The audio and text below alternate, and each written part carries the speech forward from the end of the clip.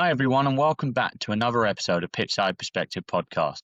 This week, we're joined by a very special guest, a Hall of Famer and former New York Cosmos captain, Werner Roth. He's going to be talking about his journey at the NASL level in the US soccer, talking about how the Cosmos really founded their place with Pelé, Franz Beckenbauer, and many more. He'll also talk about his trip to Hollywood, where he became a movie star with Escape to Victory. This episode is packed with some untold stories, so sit back and enjoy. 1, 2, 3, 4.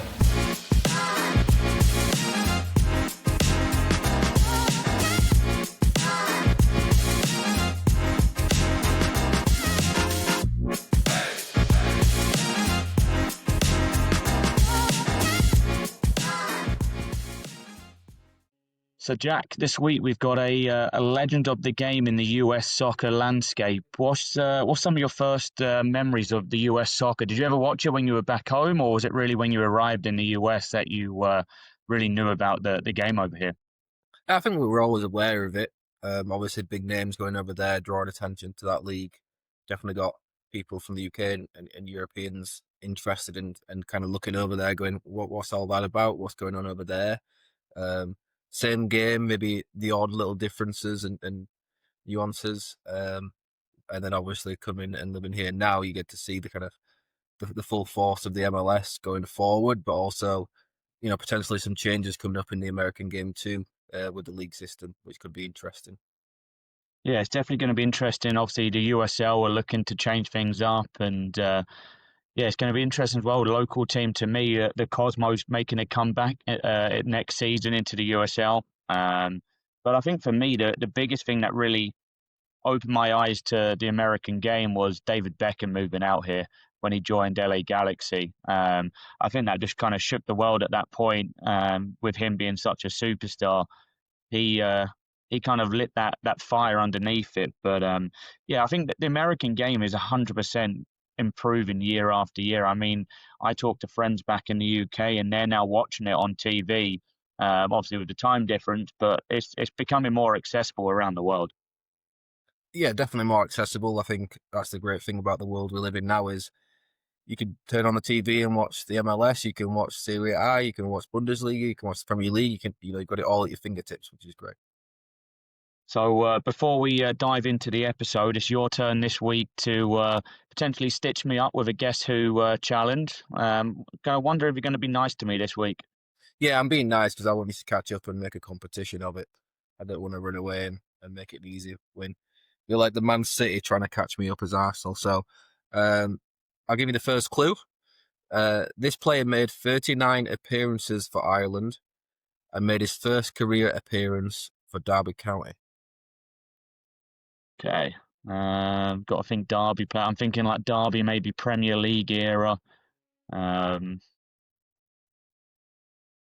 I'm just going to throw it out like a Shane Long. Okay, so Shane Long. We'll go clue 2. Clue 2. This midfielder was relegated from the Premier League twice with 2 different clubs. Midfield player. Kevin Kilbane. Okay. I'm just going to throw it out there. I think it's wrong. You said it's going to be an easy one, but I think maybe I'll be kicking myself come the end of the episode when we have the final clues. But I don't think I'm going to get this one. Not just yet, anyway. That's a throw in the dark.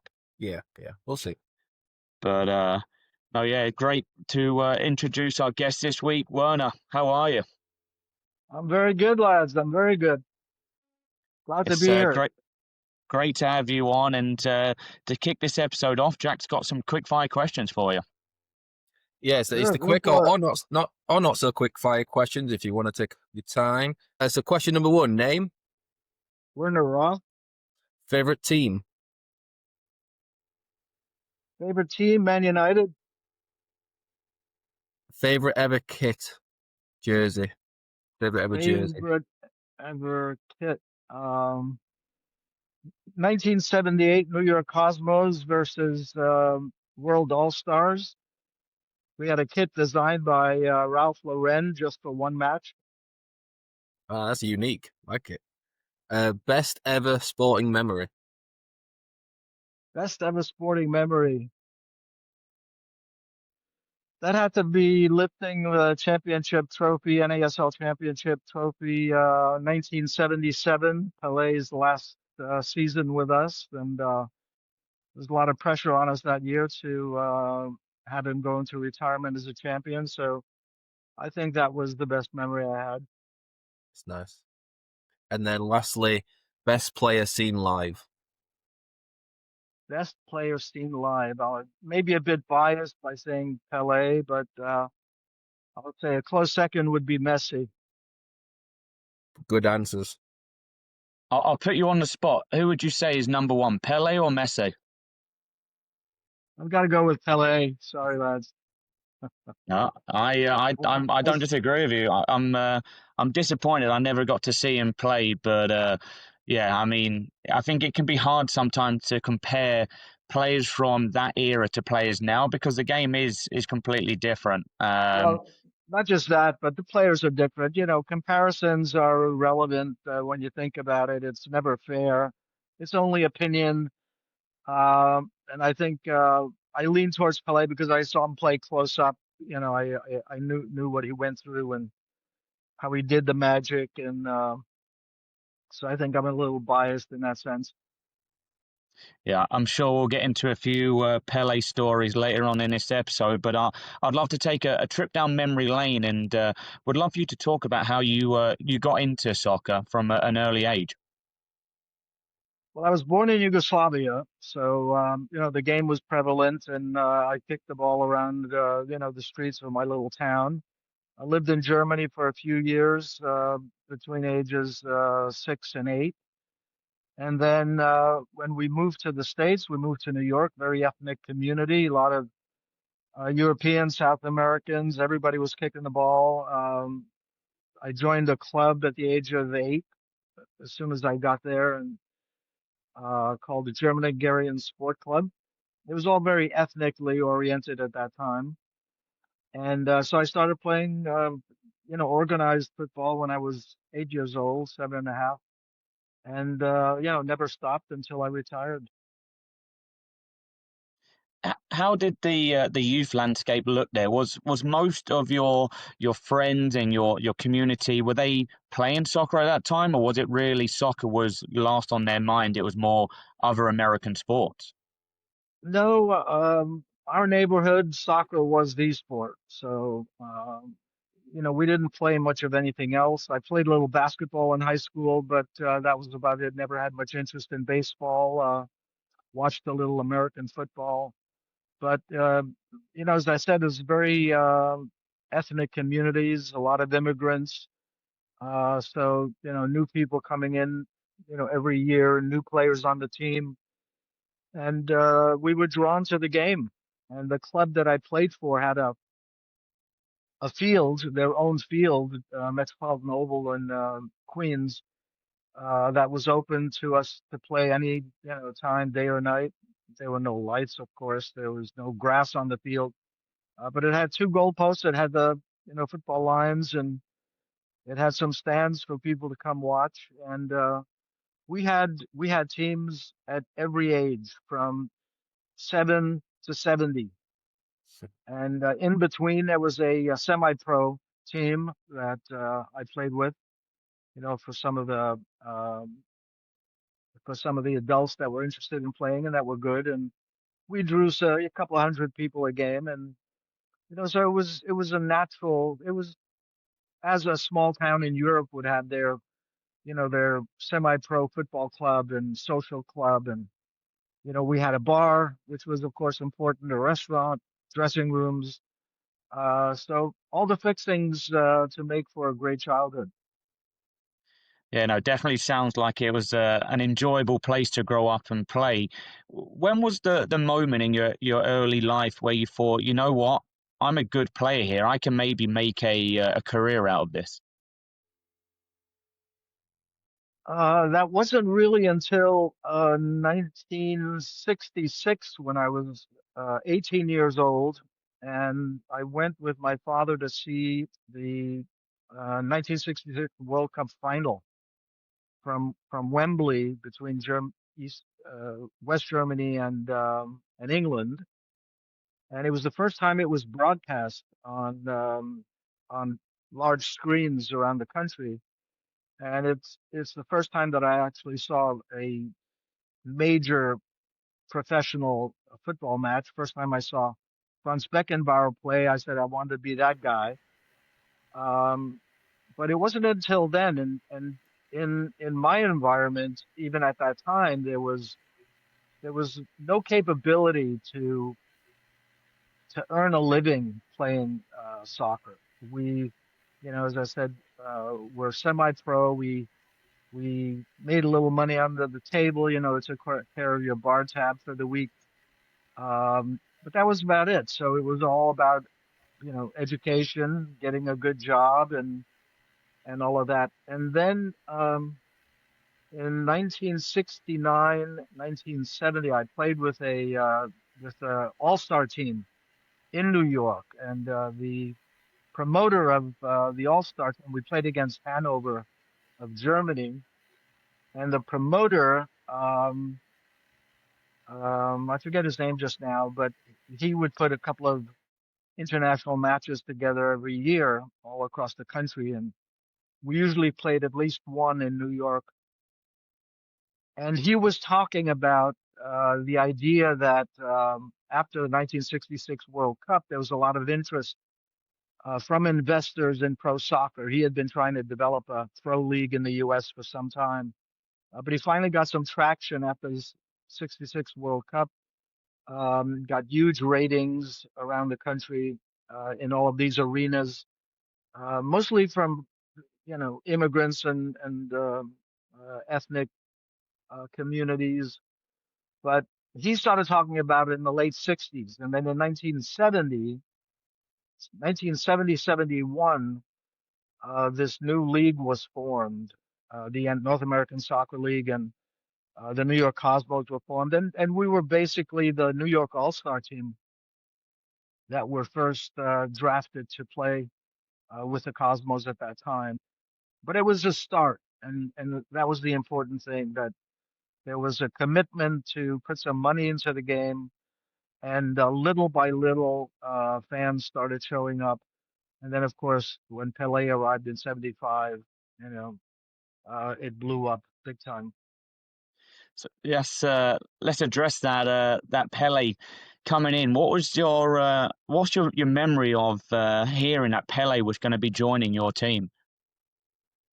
Well, we had been talking about it. The Clive Toy, who was the general manager of the club, he was a British guy who came over and really started the team, was hired to put the team on the field, and he started talking about bringing Georgie Best over, quite early, a couple of years before Pelé arrived.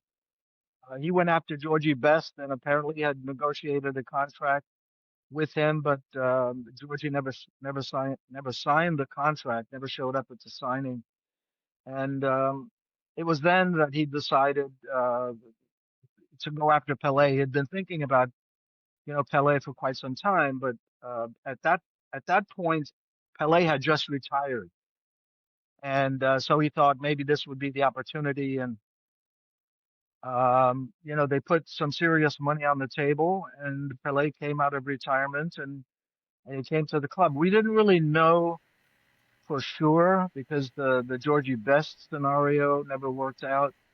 And it wasn't until before one of our matches at a stadium called Randall's Island. There was this big horseshoe stadium in the East River, and it had this huge open field at one end, and we saw the Warner's helicopter before the match come down, and Pelé came out of it and came and ran onto the field and shook everybody's hand, and we thought then that he had arrived. I was going to say when you're seeing that happen and the helicopter land, what was going through your head at that moment to say, I've gone from playing with obviously the guys that I've been playing with to now Pele's now my teammate. It was like manna from heaven. You thought, the heavens opened up and your dream came true. Um, it was surreal. I mean, I can only, my memories are so hazy about that. but it was somewhat surreal that Pelé was actually on the field, that he was there. We were shaking his hand. He was there in person. And, it was still a question whether he was ever going to put the uniform on, but that happened the week after. So, and very quickly, we got acclimated to having him as a teammate. He's a very amicable guy, beautiful player, but a beautiful man as well. He was friendly, wanted to know what everybody was up to and how everything was going. And he was very interested in helping the game evolve in the U.S. So Pele's arrived and he's settling in. Did it change the atmosphere around the club at all? Was there a big difference Totally. when he joined? Yeah, totally. I mean, we were attracting a couple of thousand fans before Pele's arrival. And then as soon as he arrived, the place was always sold out. 25,000 standing room only. The stadium was a bit under a bridge, under the Triborough Bridge in Queens, and people would line up on the Triborough Bridge. They would stop traffic. We had crowds looking down from the bridge to watch Pelé play, and we couldn't leave for hours after the match because the traffic was so horrendous. So it changed everything. The press, the amount of visibility that we got. I think it obviously improved the performances on the field. Not enough to win anything in those first few years, but um, the attitude of the players changed. This was now a serious opportunity to play with one of the best players. Um, so yeah, it literally, changed everything overnight. You spoke about how humble of a man he was, and how he was just one of the almost like one of the lads, one of the guys that were part of the team. What was he like to train with on a daily basis and to interact with? Was he giving people advice? Because obviously he was a star-studded player, and that's no disrespect to the other players, but was he? How did he approach the other players of the team? He was very helpful, especially with the younger players. Not to the degree that he would impose himself on a training session or on a anything like that. But in the dressing rooms, he would have some, suggestions about what could be done. I know he and Gordon Bradley was our coach at the time. He and Gordon spoke a lot before and after training, and I think it was more not directly speaking to the players, but talking to Gordon and through Gordon trying to help improve not just our preparation, but our performances as well. One of the things that most of the players did in the first few matches that we played is we always passed the ball to Pelé. We were always looking for Pelé. And very quickly he came, at one point in the dressing room, he said, this is a game of 11 players. It's not only me. I get tired when I get the ball all the time. Sometimes I run into position to pull defenders out. So you really have to look at the game as you did before, not that you only have one player to pass the ball to.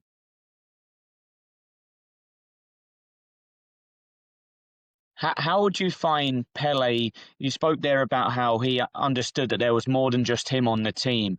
Would you have to adapt your game each week because the teams that you were playing against would probably target players such as Pele? So would you have to kind of counteract that in order to win those games? Not really. We didn't do, as I recall, we didn't do, anything that much differently than we trained for. We always trained for a specific team. If we had a game on the weekend, uh, their best players, their strengths, their weaknesses. So we always trained to win the match, but wasn't really anything different than we would have done ordinarily. Pelé, of course, increased. I think the biggest benefit we had, he increased the motivation of all the players, not just to play well, but train and to prepare and to make sure you brought your best game to the field. I was just going to say, is there a special place in your memory of a certain moment with you and Pele that holds a special place in your heart? I think it was his retirement match. We had a quiet word together on the field right after that match, and I think I shared my feelings for him and how important he was to us and to me individually and to us as a team and to the game as a whole. I think that was the most meaningful moment I had with him. And how did you handle a lot of media attention came about when Pele joined the league, when obviously George Best came into the league, and there was more of these European players and big star-studded players from South America now coming into the league. How did the media change, and how did the league change because of these players? Well, I think the media changed and from not having any interest to having real interest. We had a lot of international media that never really came to any of our matches before. We had more international media than we had local or U.S. media. Um, I think as far as the game or the team, it attracted a lot more investment into the game, which is, of course, the foundation of developing a league, the pro league, and it improved everything. I mean, ultimately, we moved to Giant Stadium in 1977, I believe, so that we were actually playing. It was still AstroTurf, but it was a decent field. It was a great stadium. It was, great environment to play the game in, as opposed to where we had played before. So, you can go down the checklist of every element that makes for a professional league and club, and we improved in all of those factors. And obviously, we've spoken a lot about Pele, but there's other players to mention as well, and no shadow behind it. But Franz Beckenbauer, when somebody like him has come in who has won so much in the game in Europe, how did that reaction differ from when Pele landed? Um, yes, it wasn't as impactful. Obviously, Pelé had the greatest impact on the game because nobody of his stature had ever played in the NASL, so it wasn't as impactful. But I think what it proved was that the league as a whole and the Cosmos as a club um, were attractive enough to players of this stature, Cruyff, Pelé, France, for them to not just finish their career, but France at the time was 28, 29 years old, so he still had, quite a bit of a career left. It wasn't like he was coming out of retirement. Um, so I think it emphasized that the league had arrived, that the Cosmos, had set the standard for what it takes to succeed. And interestingly enough, that was also the undermining of the future of the league, because not every club was owned by Warner Communications that had, substantial finances to put in as much money as they needed to. Others tried to emulate the Cosmos' success, and it didn't really work out that well. And then ultimately, so many clubs were losing so much money that they finally pulled the plug. Do you think it was a case of clubs were getting greedy or clubs were being mismanaged because of the lure of bringing in these superstars? I don't think it was a greed. I don't think it was mismanagement. I think it was a logical progression or a logical intention to see what the Cosmos were doing in New York and the kind of success that we had. Um, and as I said, not everyone was owned by Warner Communications. Warner's didn't have to make money on the New York Cosmos. they could lose money, in fact, on the New York Cosmos. And one of the strategies of Warner's at the time was they were an international media company, but primarily an American media company. But they wanted to be international. They wanted to develop international markets for their movies and for their records and for some of their other entertainment programming. So they could lose money on the Cosmos because they were increasing their revenue in a lot of other areas. Whereas, if a club like Chicago Sting was owned by Lee Stern, he was a real estate developer. It didn't help Lee in his real estate development to bring an expensive international star and to lose hundreds of thousands of dollars every year. So I think it was done for all the right reasons, but the chemistry wasn't as um, oriented towards losing money on the club and making it elsewhere. The ownerships weren't as diversified as the New York Cosmos ownership was. So it was, and then the one big mistake I would agree that was made was the idea of expanding too quickly. We started bringing in 4 or 5 teams. Everybody that wanted to start an NASL team, was given the rights to start a team, and that wasn't the right decision at that time. We should have gone much slower, much more deliberate, much more oriented towards making sure that the ownership was financially stable enough to carry a club's losses for the amount of time that they needed to. Yeah, I think you see that in today's modern game where clubs can be easily mishandled and sometimes make the jump too soon, and then it comes back to bite them a little bit. Obviously, the Cosmos are making a comeback, this time based in New Jersey. How do you see the Cosmos forming, and do you see a bright future ahead for them?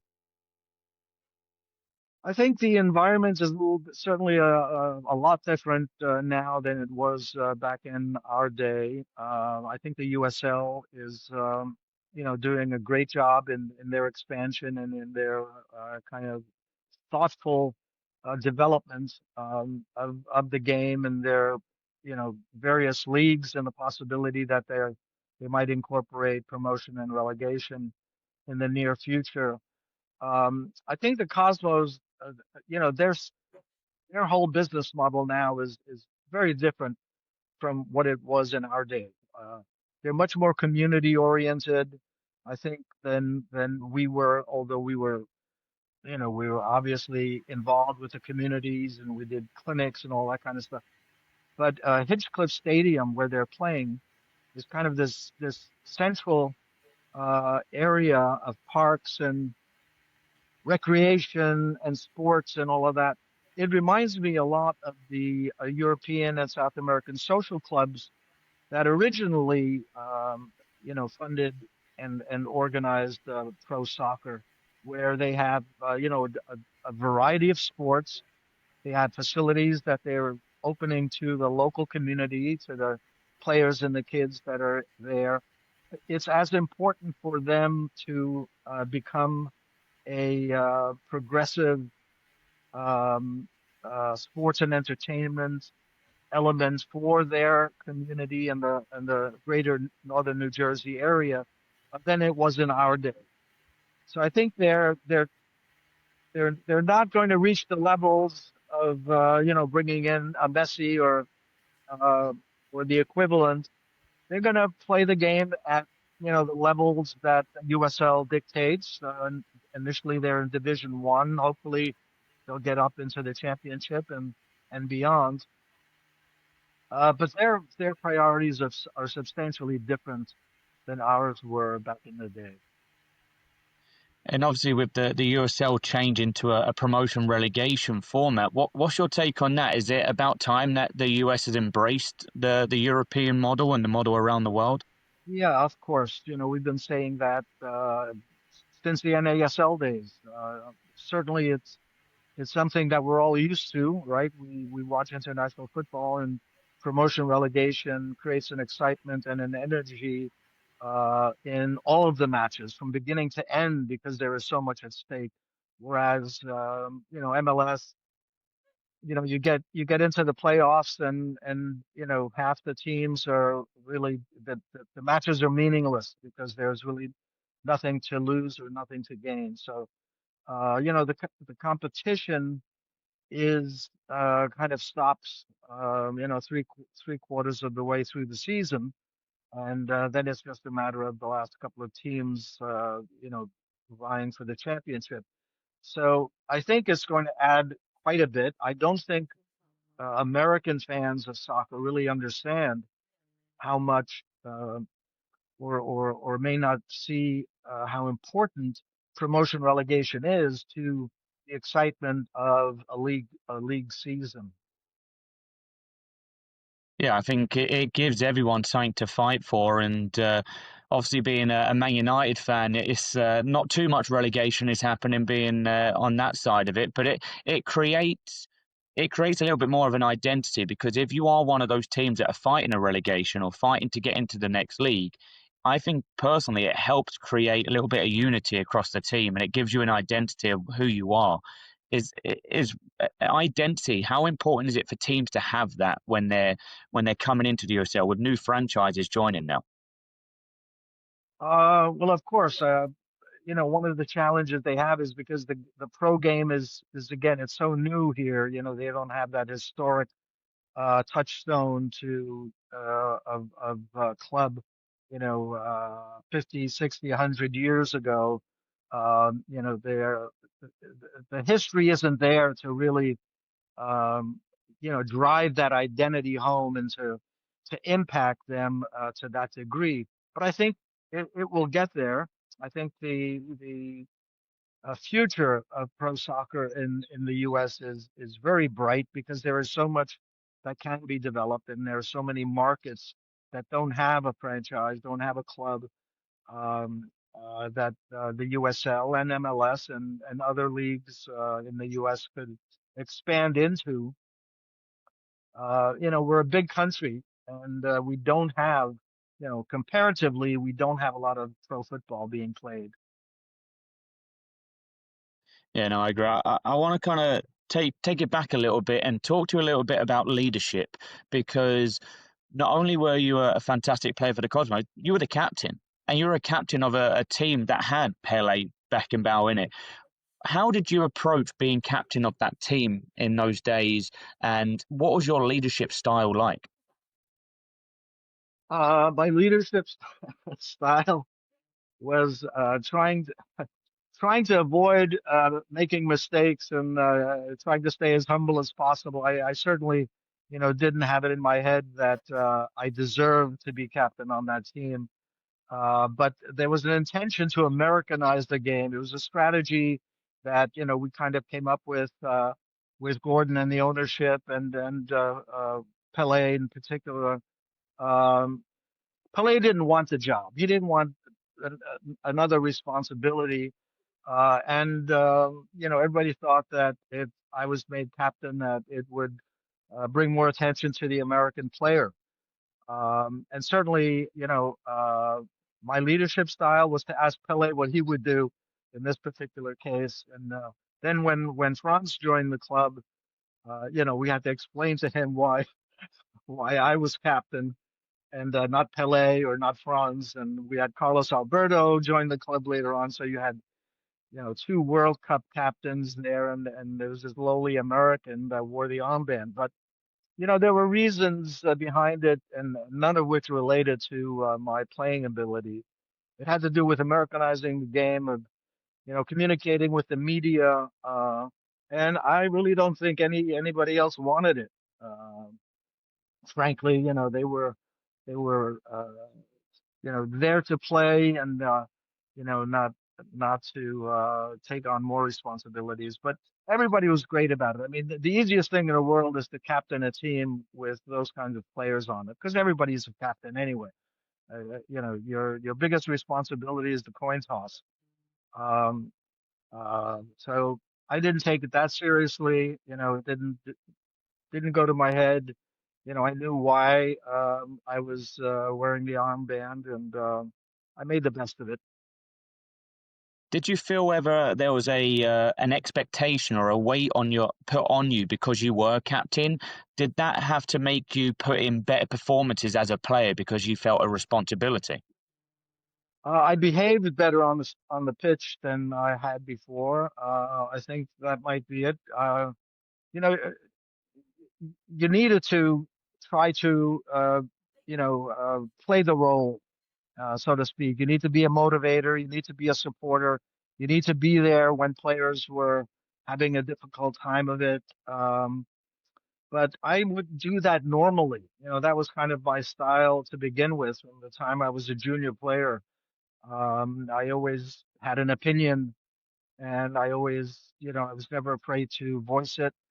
And this just encouraged me to be more of that, to be more of a teammate, to be more of a supporter, and to be more of a um, trying to keep everybody's head calm and cool, and get back to the game.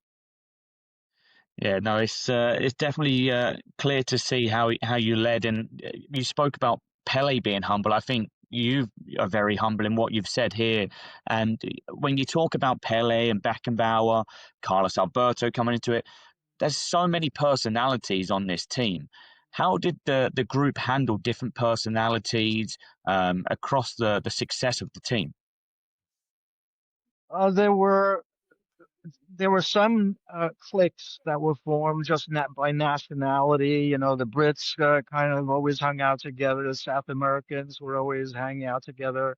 American lads were always hanging out together. And I kind of, bridged all of those gaps and tried to bring everybody together because I related to them. I was a foreigner to begin with. I had one of the things that I really connected with Pelé about was our upbringing. We were both brought up in poverty in the old country, and didn't have much money growing up and didn't have a lot of resources. Had great parents and very supportive families. Um, but it was like that with I think a lot of the players. We connected over our love for the game and our love for the cosmos. And so even though there were a lot of diverse personalities, everybody got along pretty well. Uh, the only challenge we had, we signed a striker by the name of Giorgio Canaglia, and incredible goal scorer, an Italian World Cup player, national team player.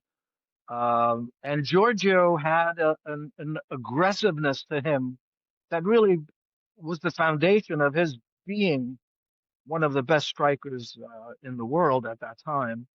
And it was a selfishness for the ball that he had that was really good for him because he always wanted the ball. It was good for us as a team because we always had somebody to pass it to, but there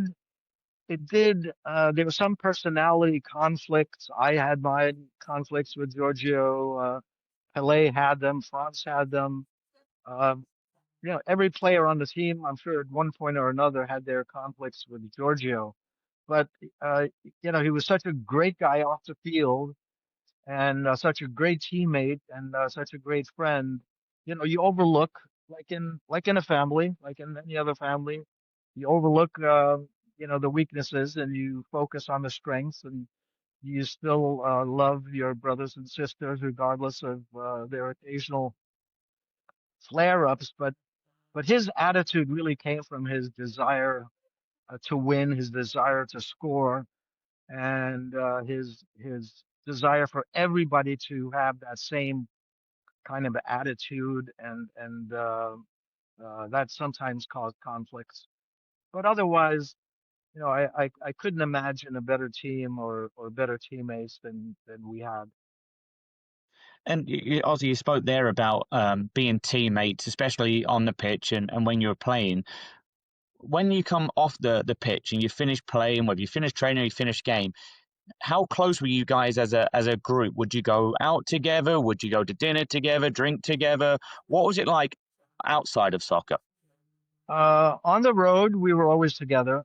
Again, there were certain cliques that had formed, which is pretty natural, friendships that are formed with players hanging out together.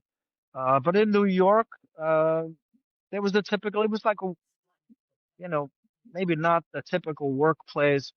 We were a little closer than that, but I lived in New York City at the time, and Franz lived in New York when he came over. Lived in New York. Pelé lived in New York. Most most of the other players were kind of around New Jersey, Long Island, and the boroughs. So it was to some degree geographically oriented after matches. Pelé and I would go out, or Franz and I would go out after games, and our girlfriends would get together. Um, but I'd say it was closer than a typical job, but not like you're going to spend all of your time together. I tried as much as possible when new players came, to help them get acclimated, to show them around the city a little bit, and all of that. Franz and I became closer to some degree because he was there basically on his own for most of the time. His wife was there initially a little bit, um, whereas Pelé had his wife, he had his family there. Um, so Franz and I would probably spend more time together than I did with anyone else on the club. And obviously, for those that have seen Franz Beckenbauer play and how his style was, what was he like off the pitch? Was he similar to how he was on the pitch, or was he completely different? Very different. Franz, he was the intellect and uh, the stern, team leader on the field, but off the field he was kind of a jokester. He loved his little jokes. He used to uh, you know one year I remember he had somebody had sent him like 100 of these electric pens. You get a shock when you press the button, and he just loved going up to people and uh, every he went through every player at least once. He came to me and he said, "Listen, I lost your address. Can you write your address down for me?" And I'd press the top of the pen and get a shock. And he'd do that to chambermaids. And um, he was an intellectual. He was very well studied. He read a lot. We had a lot of long conversations about things after dinners when we would go out on walks after dinner all the time. But he was very different off the field than he was on the field. Um, he would when we'd get back to the hotel, we were roommates for all of the years that we played together. And I checked the messages on the hotel and get my messages, and then Franz would get his messages, and he, of course, would have a dozen messages from German fans that were in town that he heard he was staying at this hotel. He would answer every message. He would return every phone call. And I just talked. I said, you don't have to do that. These are fans that are just calling to. And he said, "What do you mean I don't have to do that? They called. They want to talk to me. I have to talk to them." He was very much down to earth. He was a jokester and a philosopher. He was the whole deal. He was the full picture. Yeah, it sounds like a good teammate to have both on and off the pitch. But Oh, I think it definitely. would be rude of us not to mention that not only are you a Hall of Fame soccer player, but an actor as well. Escape to Oh yeah. Victory. How Oh did yeah. that come about? Pele and I were at dinner one night, and this was after we were retired. It was 80, 81. And he said, we were going over what we were up to, and he said he's going to Budapest in a couple of weeks to do this film. And he said, in fact, I wanted to talk to you about it because, they're looking for players to cast in this movie. And I had some interest in acting at the time. So he set me up with the producer, Freddie Fields. I went out to LA and read the script. And Freddie Fields said, here are the characters that have not been cast yet. Take your pick. And I read the script on the way home. And then I picked one of the allied players. Of course, I didn't volunteer to play a German. Um, and then my agent got a call from Freddie. I was supposed to be in Budapest at a certain time, but they wanted me there a couple of weeks earlier. So when I arrived, we had a meeting. The director was John Huston, who I was a big fan of. And so Pelé, myself, John Huston, and Freddie Fields were at dinner, and John was talking about his difficulty for casting Bauman. He said, we've been trying to cast the German captain, and I'm looking at you, and I think you're my guy. I said, I don't want to play a German guy. And he said, I'll tell you what, you're interested in acting. We've got a final scene. We have a climax of this movie.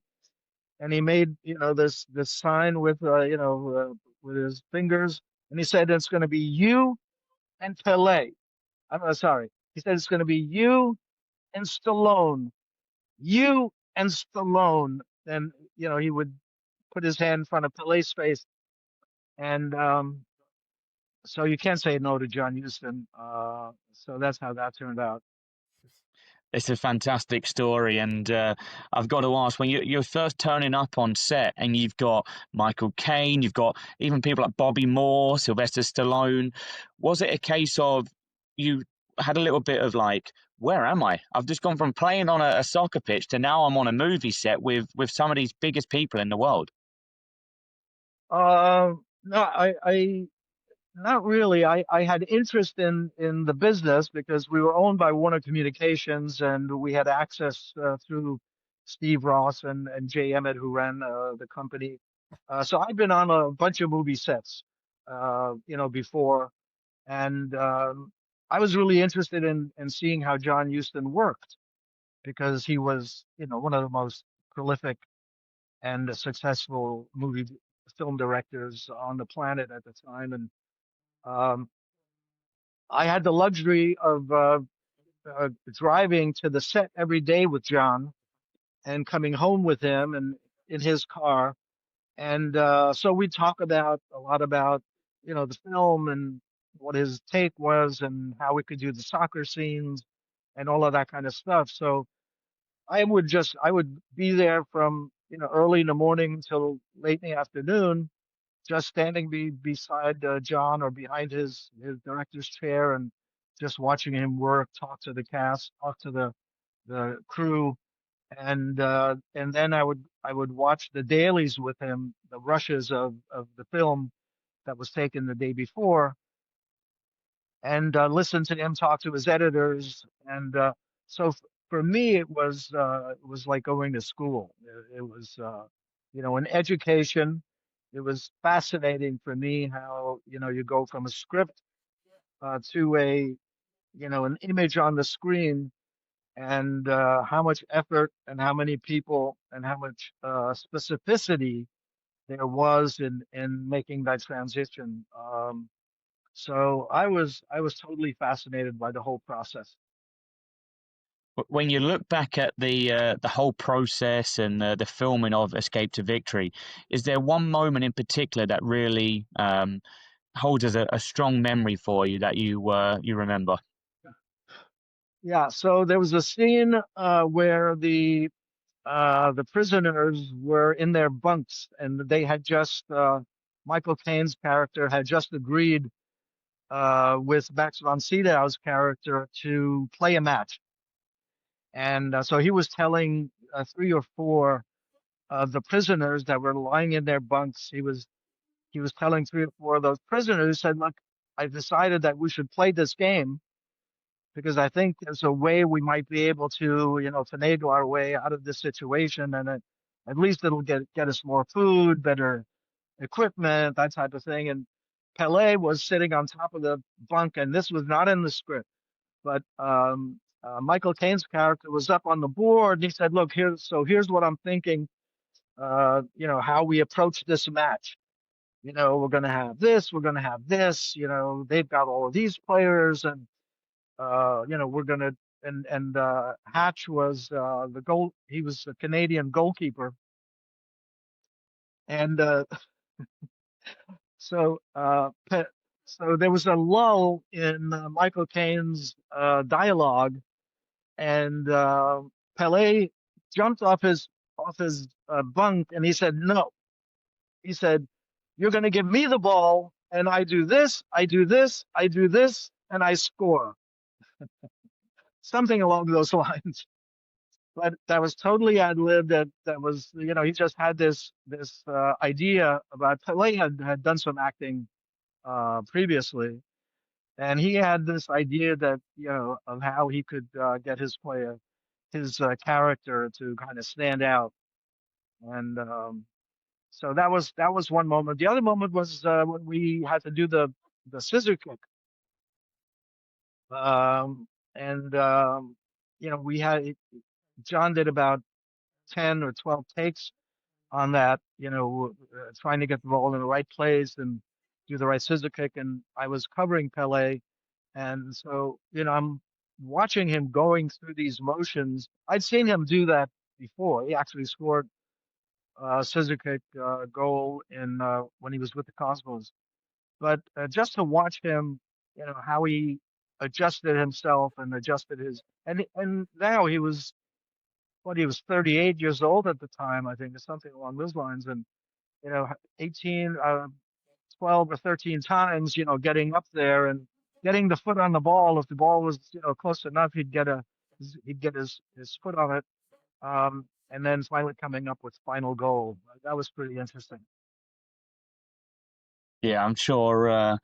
Just thinking now, I wish I could be a fly on the wall of some of those scenes that you were filming. I'm sure you had such good laughs, and the camaraderie between all of you must have been so high. Is there, to finish off this conversation, is there any similarities between being a pro athlete, being a professional soccer player, and being an actor? Well, I think there's the obvious ones. You're part of a team, you're part of a unit that has to obtain a result in one way or another. There's a lot of preparation involved. You depend on each other quite a bit, as you would on a team as well. There are certain expectations to bring a certain professionalism and a certain amount of preparation to the set as there would be, to the field. So I think there are a lot of parallels involved, um, between a team and a cast, definitely. Well, no, I've got to say that some of the stories that you've mentioned in this last 50 minutes or so have been fantastic. But the last question is always comes from Jack. So Jack, I'm going to pass it over to you with the last question. Yeah, last question is always the same question, which is, if you could change one thing about the game, what would you change? If I could do what? If you could change anything about the game of football, what would it be? If I could change anything about the game of football, wow. I'd make it a little longer. I think 2 hours would be just about right. I think 90 minutes, you're always walking off. I always felt I'm walking off the field, and I still have a little energy left, even though you try to leave it all on the field. I'd like to play a little longer if I could, please. Yeah, look, stay out there, keep playing. That's definitely a player's answer who just wants to keep playing. No, 100%. It's again, I reiterate, really a big appreciation for you coming on. And Jack, any final words from you before we wrap up? Well, I just can't wait to rewatch Road to Victory again now, because as you're talking about all those scenes, it just made me think back to the first time I watched it, and kind of Yeah. I will always watch it every few years, and it's been 1 or 2 years since I watched it last. So anyone who has not seen that movie, definitely get on that. It's probably the best, if not one of the best, football movies I think ever for me, definitely. Well, that's great. I enjoyed spending this time with you guys. Thank you so much. No one. It's been a pleasure. And before we finish, Jack, obviously you're testing me with the Guess Who challenge. As this episode's gone on, I'm thinking I might have got it wrong here. So hit me with clue 3. Clue 3. This player's longest period at a club was at Everton, where he made 166 Premier League appearances and also played in the UEFA Cup. I'm right in thinking Kevin Kilbane was at Everton. I'm pretty sure. Yeah, he played at Everton. Yeah. But then also I'm thinking the only other one, maybe Darren Gibson. I'm going to stick with Kevin Kilbane. Okay. As a player, he had 2 spells at Coventry City and was also caretaker manager at the club twice. Definitely not him then. I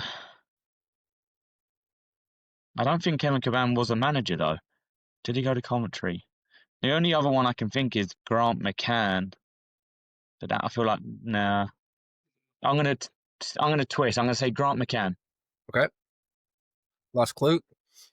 This player was born in Birmingham, England, represented the Republic of Ireland, but is now the under-21 manager of England. Lee Carsley. Correct. Oh, you've done me there. 1 point. You said that was going to be easy. That was a tough one. I think those clues were a little bit loose. Yeah, I thought as soon as the Everton thing came into it, you would have got it. Yeah, potentially, but yeah, I'll get you back next week. But from all of us and from Werner, we wish you all a farewell and enjoy your weekends. 1, 2.